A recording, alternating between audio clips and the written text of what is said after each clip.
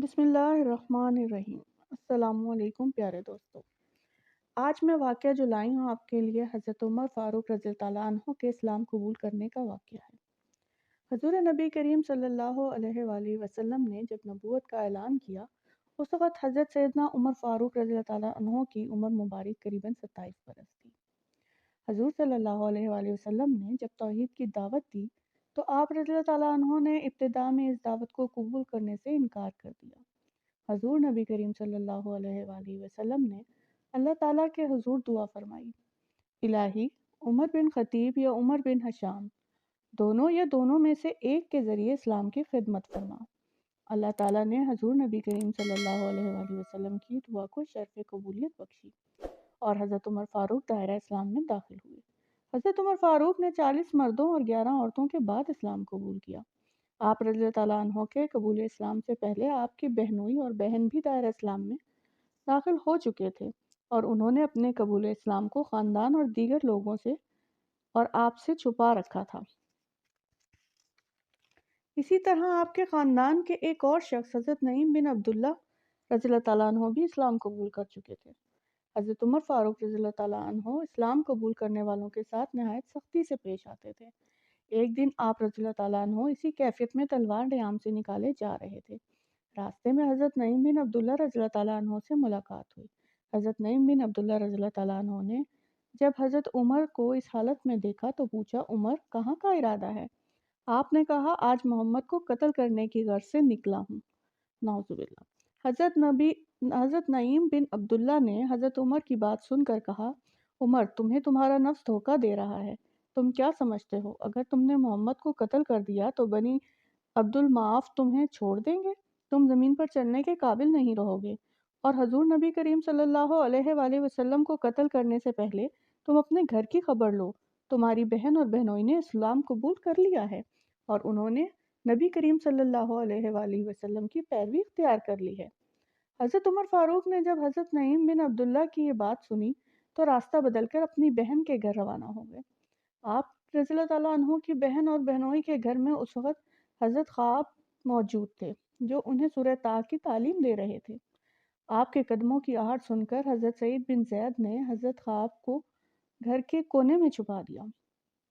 حضرت عمر فاروق رضی اللہ عنہ گھر میں داخل ہوئے اور پوچھا، تم لوگ ابھی کیا پڑھ رہے تھے؟ حضرت فاطمہ بنت خطیب نے کہا، کچھ بھی نہیں۔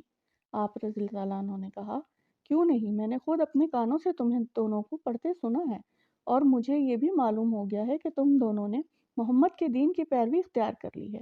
حضرت عمر فاروق رضی اللہ عنہ نے یہ کہتے ہی اپنے بہنوئی کے منہ پر تماچا دے مارا۔ حضرت فاطمہ بن خطیب شوہر کو بچانے کے لیے آگے بڑھی تو آپ نے ان کو دھکا دے مارا جس سے ان کا سر پھٹ گیا اور خون بہنا شروع ہو گیا۔ حضرت سعید بن زید نے آپ کے جلال کی پرواہ کیے بغیر کہا، ہاں ہم نے قبول کر لیا ہے اسلام اور حضور صلی اللہ علیہ وآلہ وسلم پر دل و جان سے ایمان لے کر آئے ہیں۔ حضرت عمر فاروق نے حضرت سعید بن زید کی سخت لہجہ اور بہن کا بہتا ہوا خون دیکھا تو شرمندہ ہوئے اور کہنے لگے، آج مجھے بھی وہ صفات دکھاؤ جو تم پڑھ رہے تھے، میں تمہیں وہ پڑھ کر واپس کر دوں گا۔ حضرت فاطمہ بنت خطیب نے کہا، ان صفات کو کوئی ناپاک شخص نہیں چھو سکتا، اس لیے پہلے تمہیں غسل کرنا ہوگا۔ حضرت عمر فاروق نے غسل کیا اور اپنی بہن اور بہنوئی سے ان اوراق کا مطالبہ کیا۔ حضرت فاطمہ بنت خطیب نے خود سورہ طٰ کی تلاوت شروع کی۔ جب اس آیت پر پہنچی، ترجمہ، بلا شبہ میں ہی اللہ ہوں اور میرے سوا کوئی دوسرا معبود نہیں، اس لیے تمہیں میری عبادت کرو اور میری ہی یاد میں نماز پڑھا کرو۔ حضرت عمر فاروق کی آنکھوں سے آنسو نکل گئے اور کہنے لگے، کس قدر اچھا اور عظمت والا کلام ہے۔ پھر آپ رضی اللہ عنہ بے اختیار پکار اٹھے، اشہد ان لا الہ الا اللہ واشہد ان محمد الرسول اللہ، یعنی میں گواہی دیتا ہوں اللہ کے سوا عبادت کے لائق نہیں اور حضرت محمد اللہ کے رسول ہیں۔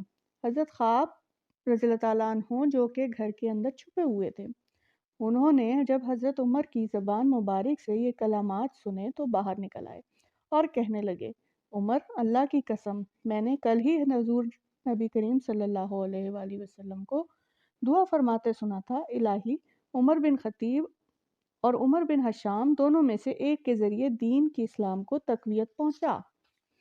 اللہ تعالیٰ نے نبی کریم صلی اللہ علیہ وآلہ وسلم کی دعا قبول فرمائی اور دین اسلام کو تمہارے ذریعے تقویت پہنچائی۔ حضرت عمر فاروق کے قلب پر رت طاری ہو گیا اور آپ رضی اللہ تعالیٰ عنہ حضرت خواب سے کہنے لگے، مجھے اسی وقت حضور نبی کریم صلی اللہ علیہ وآلہ وسلم کی خدمت میں لے چلو۔ حضور نبی کریم صلی اللہ علیہ وآلہ وسلم اس وقت کوہ صفا کے نواں میں دار ارقم میں موجود تھے۔ حضرت عمر فاروق رضی اللہ تعالیٰ عنہ دار ارقم روانہ ہو گئے۔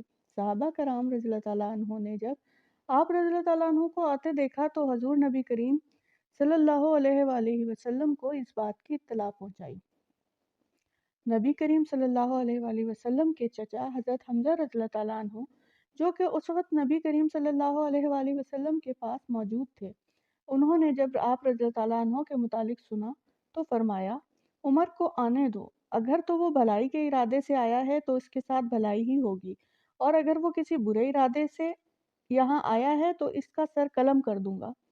حضرت عمر فاروق جس وقت دار ارقم میں داخل ہوئے تو حضور نبی کریم صلی اللہ علیہ وسلم نے آپ کا دامن پکڑ کر فرمایا، عمر کیا ارادہ لے کر آئے ہو؟ حضرت عمر فاروق رضی اللہ عنہ نے عرض کیا، یا رسول اللہ، اسلام قبول کرنے کے لیے حاضر ہوا ہوں۔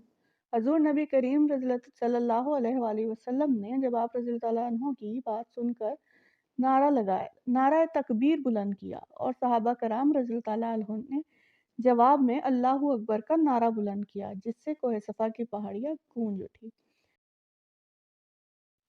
پیارے دوستو، ویڈیو کو لائک کریں، شیئر کریں، چینل کو سبسکرائب کریں اور مزید اچھی معلومات کے لیے ہمارے چینل کو دیکھتے رہیں۔ کمنٹ کر کے بتائیں کہ آپ کس شہر اور کس ملک سے ہمارا چینل دیکھ رہے ہیں۔ شکریہ، جزاک اللہ۔